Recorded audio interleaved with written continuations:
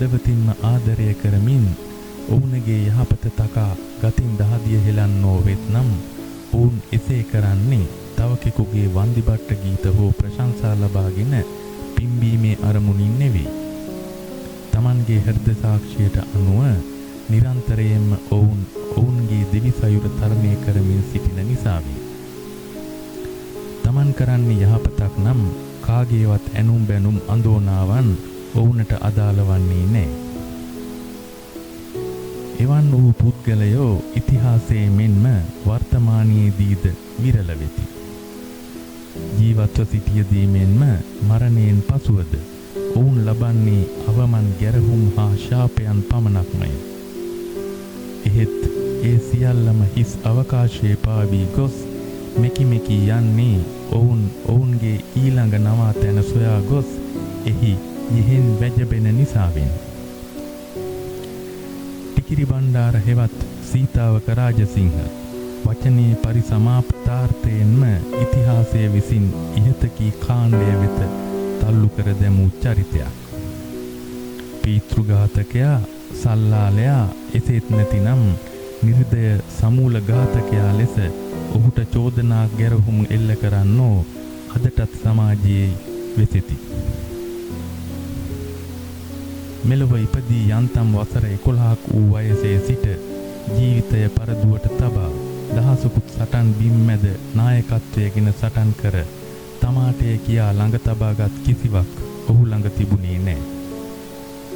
ඔහුගේ බාලාවදියේ සිටම ඕනෑම රාජ්‍යතාන්ත්‍රික තීරණයක් ගන්නට තරම් නිදහස දුන් තම පියාණන් වයෝවෘද්ධ අවදියේ මරු පෙනී සිටිද්දී ඝාතනය කරන්නට එසේත් නැතිනම් පීතෘ ඝාතකයෙක් වන්නට ඔහුට අවශ්‍ය වන්නේ කුමක් නිසාද?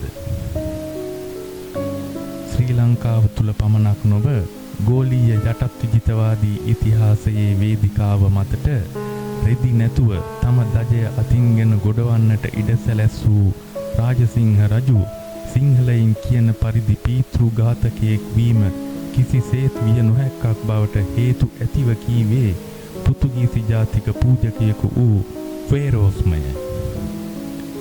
එතරම් පහරකා සිටියදීත් මුළු ලෝකයෙන්ම තම ජාතියේ වෛරක්කාරයා වූ රාජසිංහ රජු පිළිබඳව ඇත්ත ඇති සැටියෙන්ම කියන්නට තරම් අවංක වීම පිළිබඳව වෙන කවුරුන් නැතත් ඉතිහාසය ඔහුට කෘතඥතාපූර්වක වනු ඇති. කුසට දමා ගන්නට කිසිවක් නොමැතිව බලු බලලුනුත් මරාගෙන කන තරමටම පෘතුගීසි ජාතිය අන්ත අසරණ කළේ සීතාවක රාජසිංහ රජු. රජයට විරුද්ධව කැරලි ගැසීම අදටද සලකන්නේ අපරාධයක් ලෙසින්. එසේ කරන්න උන් හෝ කරන්නට උත්සාහ ගන්න උන් අදටත් ජාතිද්‍රෝහීන්.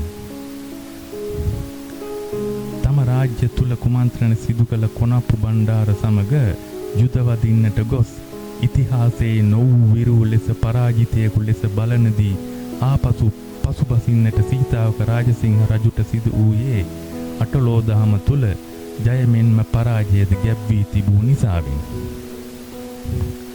තැලුණු සිත් ඇතිව පෙතන්ගොඩ උයන දක්වා පසුබැසි රජුට තම රාජ්‍ය තුල දීම තමන්ගේම උන්ගේ කුමන්ත්‍රණයකට හසු වන්නට සිදු වෙතයි නොසිතන්නට තරම් සීතාවක රජු බොළඳෙක් වන්නට නැත.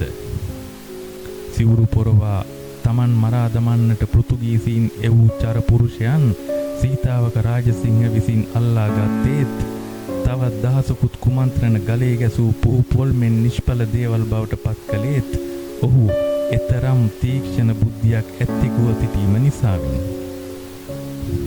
එහෙත් ඒ මොහොතේදී පරාජයේ අමිහිරි කඩතුරාව ඔහුගේ සහජ බුද්ධිය වසා දමන්නට ඇති.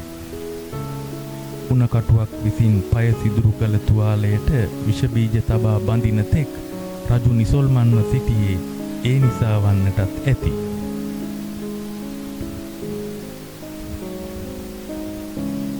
පරාජය විසින් සිතට දෙන වේදනාවත් ලේ මස් කුණු කරවමින් ඇඟ පුරා දුවන පිටගැස්ම විෂ බීජයෙන් ගතට දෙන වේදනාවත් සමසිතින් දරා ගන්නට තරම් ඒකාග්‍ර වූ සිතක් සීතාවක රාජසිංහ සතුව තියෙන්නට ඇති බව වැටහෙන්නේ පතංගොඩ සිට රජමාලිගාව දක්වා යන්නට ඔරුවට ගොඩ වූ රජු නිසල්මනී වාඩි වී දෙනෙතින් කොහේදෝ දුර ඉසව්වක නොපෙනෙන යමක් සොයමින් සිටි බව වාර්තාකරුවන් කියා ඇති හේයින් කඳුලින් බොඳ වූ දෙනෙතත් වචනයෙන් ගොළු වූ මුවත් බුර බුරා නැගෙන දේශප්‍රේමයේ ගිනි දැල්ලෙන් දැවෙන හදවතත් සහ දහසක් සිටිවිල්ලෙන් බර වූ සිතත් පමණක් රැගෙන ගඟ පහළට ගමන් කළ රජුගේ ස්වරය පනගැන්නුනේ ඔහු දැකීමෙන් ප්‍රකම්පනයට පත්ව විලාප තැබූ රජබිසව සනසා ලන්නට පමණක් බව එය දුටුවන් කියා තිබේ. එවන් විශිෂ්ටයෙකුගේ සතර මහා භූතයන් පොළව හා එක් වූ තැන හඳුනා ගන්නට අද එතැන ඇත්තේ කළුගල් කැබලි කිහිපයක් පමණයි. තම දේශයට සිදු කළ මෙහෙය සමරා එතැනට විත් මලක් තබා යන්නටවත් කිසිවෙක් නැති වුණත් අදටත් සුදු අරලියා මලක් ඒ සෝන් බිම මතට වැටේ. වටා පිටාවේ වෘක්ෂ ලතාවන් මලින් බර වී ඒ බිම සුවඳවත් කරමින් හිඳි. ඵලයෙන් බර වූ වෘක්ෂයන් පොළවට පාත් වී තම ඵලයෙන් ඒ බිම පුදයි. වෙන කාට අමතක වී ගියත් සෝබා දහමට අතීතය අමතක වී නොයන්නේ විශ්වයේ අද දවස ගොඩනැගෙන්නේ අතීතයේ අත්තිවාරම මත නිසාවෙන්.